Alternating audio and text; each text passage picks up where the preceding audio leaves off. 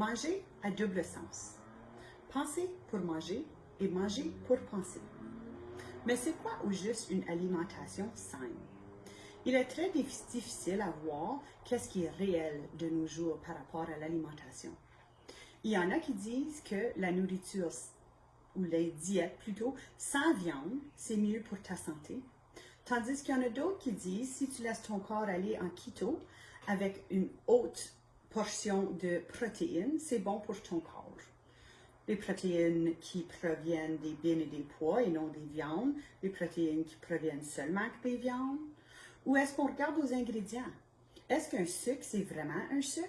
Le sucre brun, le sucre blanc, la mélasse, le sucre à canne, le sucre trouvé dans un céréal versus le sucre trouvé dans un fruit.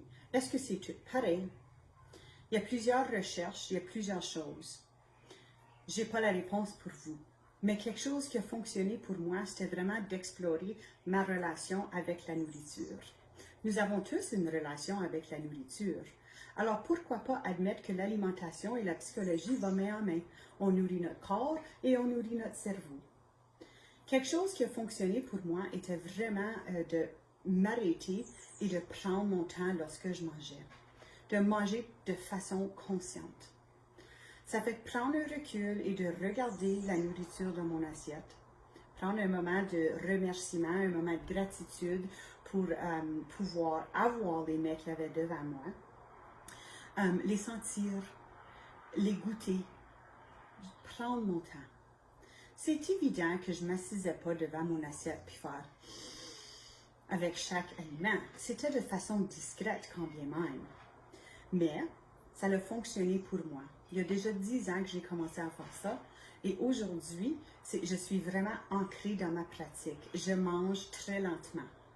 Les bienfaits pour moi, c'est que je mange beaucoup moins. Je mange à un niveau qui peut satisfaire mon corps et non ma gourmandise. J'ai appris la différence entre ces deux choses-là.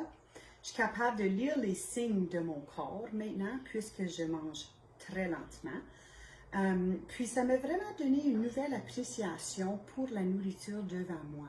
Puis si on regarde à plusieurs autres cultures, et je ne vais pas commencer à les nommer, à vous d'aller faire des petites recherches, mais si on regarde à plusieurs autres cultures, il y en a plusieurs qui disent un mot de gratitude avant de consommer leur nourriture ou qui démontrent une grande reconnaissance envers la nourriture qu'ils vont consommer. Ça nourrit notre corps et ça nourrit notre cerveau. Avez-vous déjà pensé que vous allez avoir une cheat day?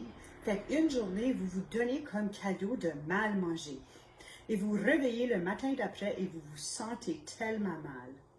Quel cadeau? Un cadeau pour s'aider à se sentir mal. Est-ce vraiment un cadeau? Ou est-ce plutôt une punition? Est-ce qu'il y a une autre façon de voir ces choses-là?